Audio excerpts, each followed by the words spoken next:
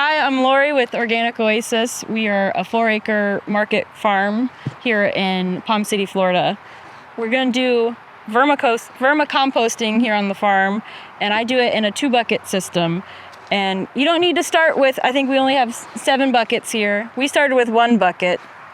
So how you do it is in your top bucket, you need to make sure you have food grade safe plastic for your buckets. And on the top bucket, you drill holes in the bottom. You can see the sludge. There we go.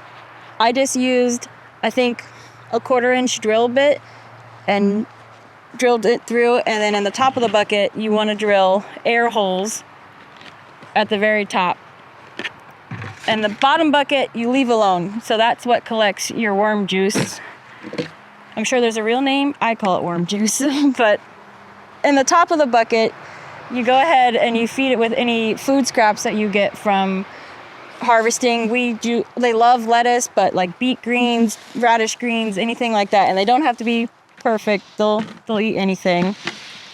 When you first start your bucket system, what you want to do so that your worms don't escape through the holes, you take about 4-5 pieces of newspaper and you cut it to fit the bottom of your bucket.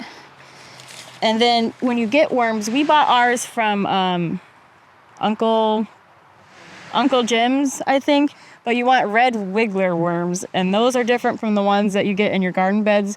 They're small and red, and you want the red wigglers because they eat a lot very quickly. But once you get them, you can just go ahead and dump them in on top of the newspaper in the material that they come in, which is kind of like a loose soil, and then give them a couple days. Make sure they have they're wet. You want to make sure the newspaper is wet so that they don't dry out. And then any greens that you can put on top of it, feel free to go ahead. And then this bucket has been going for probably 5 months, and we don't have that many in here, but you can. And at the end of our season is usually around June, July. When it starts to get hot, the worms will slow down. You can take the top layer off of your material in the bottom and put it in a new bucket.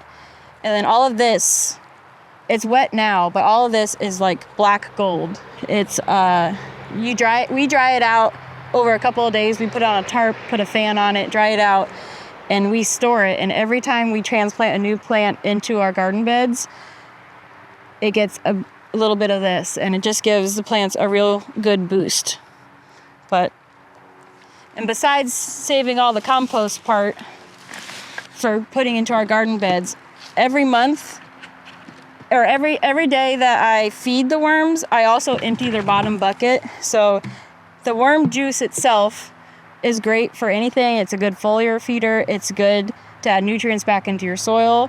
And so in our system, once a month, every garden bed gets worm juice as well. And I think it makes a difference. Could just be me, but it makes our plants healthy and makes me happy because I don't have to waste a lot of extra scraps that could go into the compost pile, could go into another product to use to nourish your plants for later on.